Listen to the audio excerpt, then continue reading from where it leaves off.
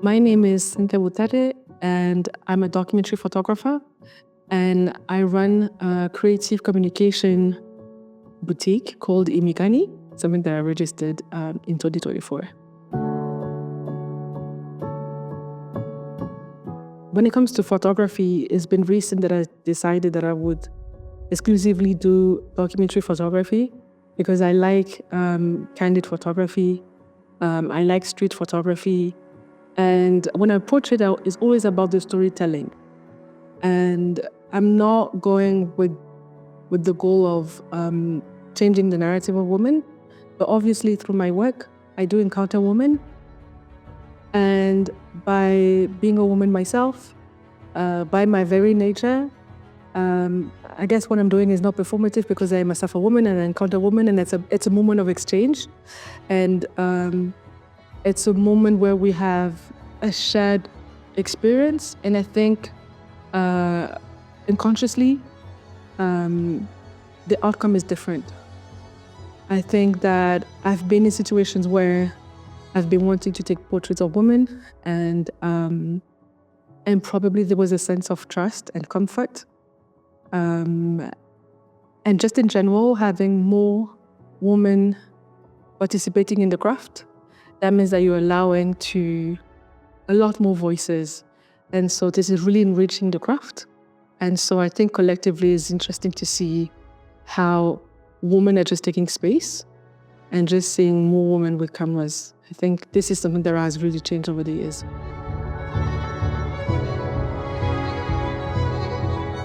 Before doing documentary photography, I was doing videography. So I started as a videographer.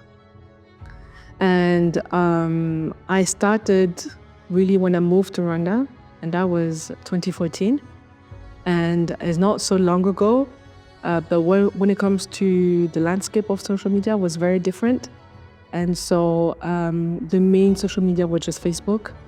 And for those that had Instagram, you couldn't do any Instagram stories, no highlights, no reels. You couldn't upload any videos at the time. It was just purely square pictures on Instagram. And so video content and content creation as we know it were just not there. And people would watch video content on YouTube.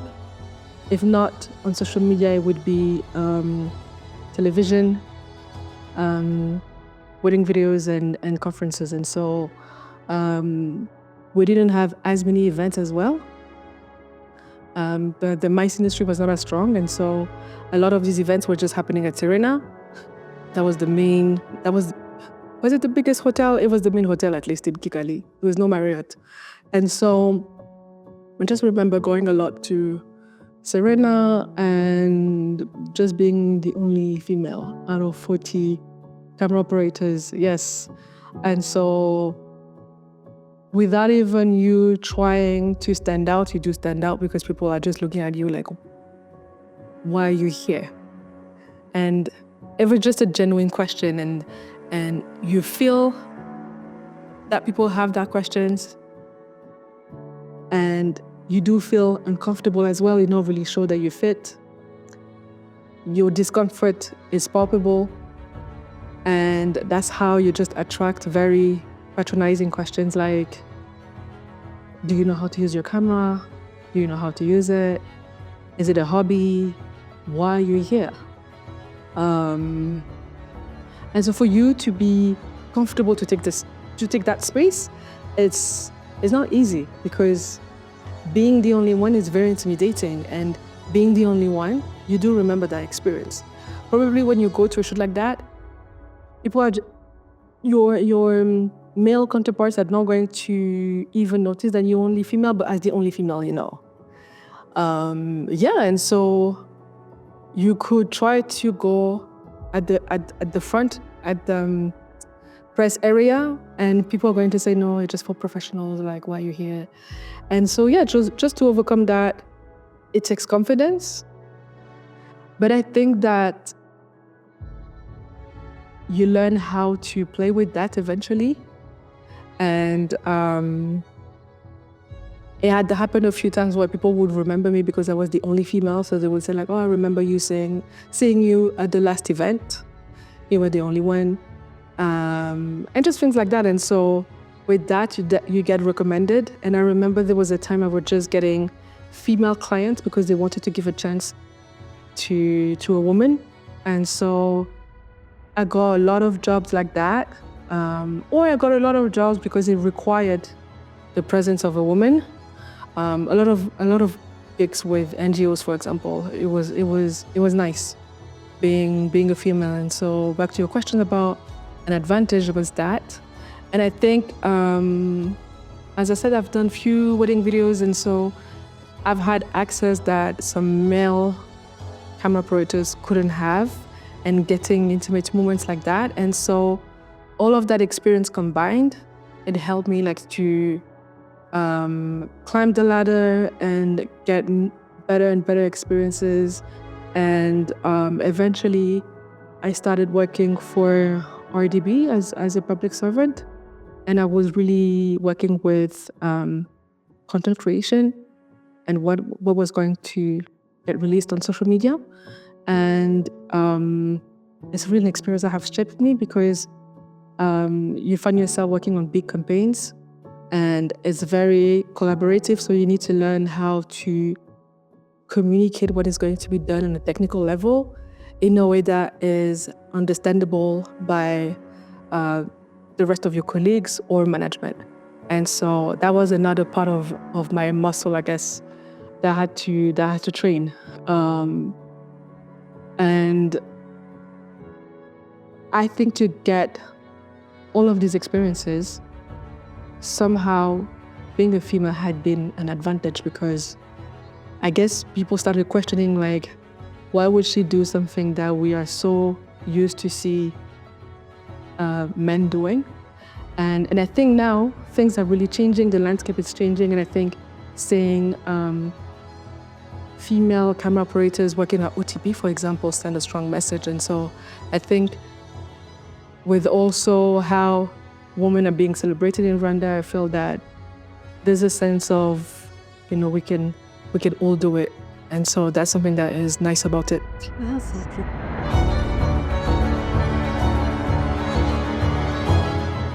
So the thing is that when I moved quickly, I got my very first job with Ilum Creative Studio. So I worked as a videographer. And then I have been self-employed for 3 to 4 years. And then I worked for RDB, and then I worked for an NGO. And so it means that for those years, like I was staff. And I had a very technical role when I was working for RDB, but then after, like I really had a communication role. And so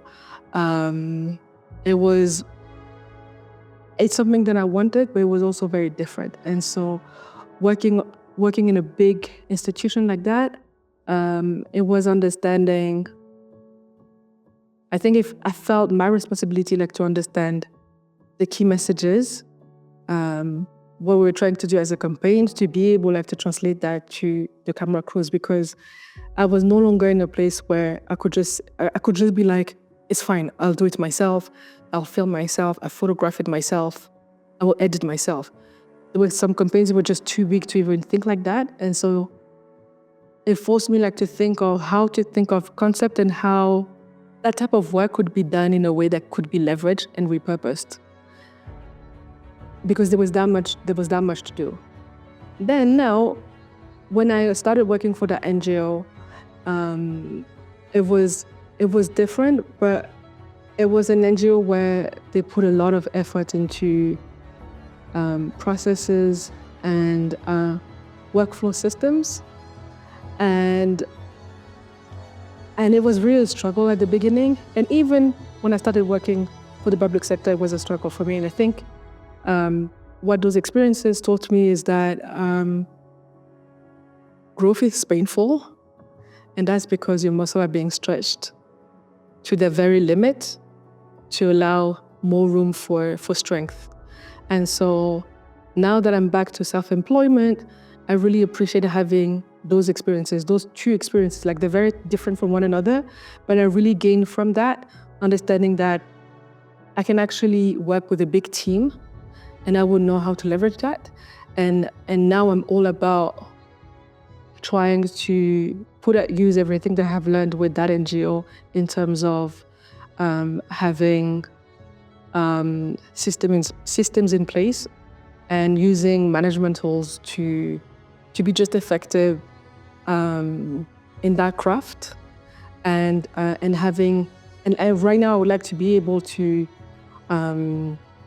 support organizations in their content production to do that in a way that is just effective. And so that has been because I've had those experiences. And so even if I feel that I'm first and foremost a creative, it's been great having in my skill set those experiences.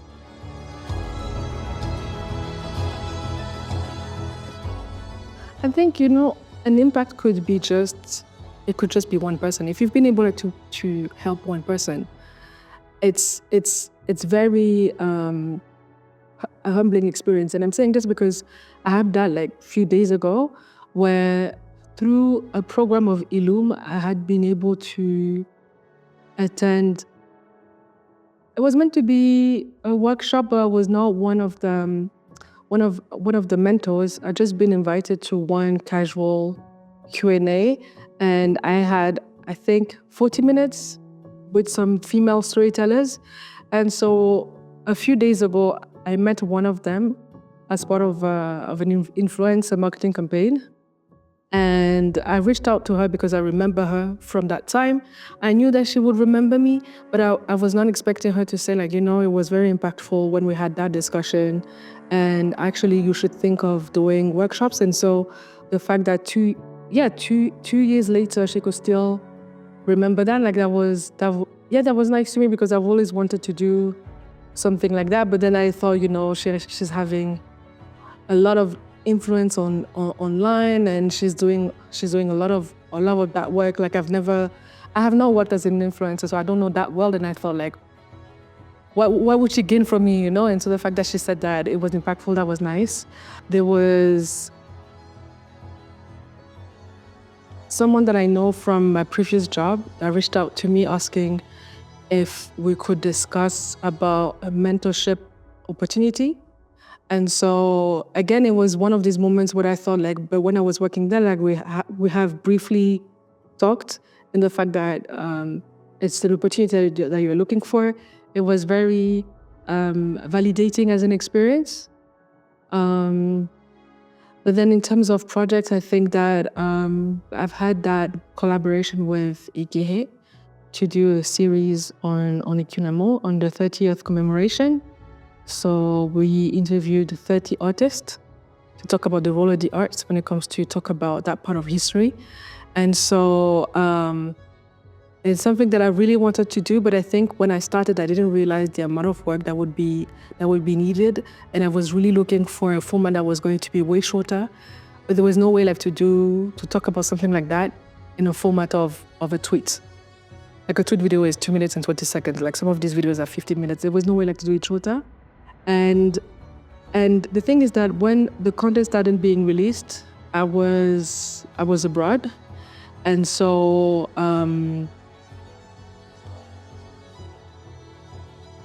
the reason why it has been impactful as an experience is because I was just not getting the feedback when it was getting released. And so now sometimes I bump into people and they tell me oh, but when you did that, it was really nice to see that perspective. I really like the perspective of so and so. And yeah, it was definitely my biggest personal project since I moved to Rwanda. And so that was great in the fact that I think the takeaway for me is the level of trust that I got of people. And then after, just how, I don't want to say grateful, but just happy that they were part of the experience. And so I feel that it got me closer to all of these artists. And that was very touching as an experience. So I feel that now, if I want to do another project, it's going to just be easier because there's a barrier that is not there anymore. I think we really connected. I think we really connected on a personal level in a way that I think is interesting when it comes to the arts. I think there could be more women in the arts in general, and I think with time we're taking more space. And I think that is interesting because obviously it brings a diversity of voices. And I think just like I was talking about my photography experiences, that being a woman, you find yourself telling woman stories without even being conscious about it. And so what it does is that you're not imposing you're not imposing a gaze. It's just your reality as being a female.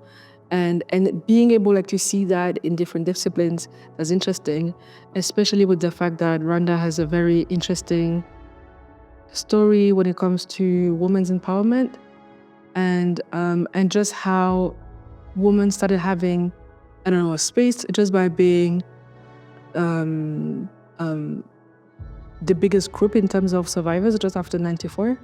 And so with that, it has enabled so many things from education, loans at the bank, and being able to be chiefs of their families. And so eventually that got translated into government and the number of women in parliament. And I think all of that creates a ripple effect. And I think it does have an effect on the art as well, just having women that were born after that time, just thinking that actually I can just because I'm here. I think we got into a place where it's not even a discussion. And so this is really shifting the paradigm. And so that's something that should be celebrated, and that's what is exciting about it. So I'd like to say that don't be discouraged. Discomfort is part of the package. And I said that growth is painful, and that's because your muscles are being challenged, and they're being challenged for them to be outside of their comfort zone. But it's once you have overcome that you appreciate the journey and you realize how far you have come.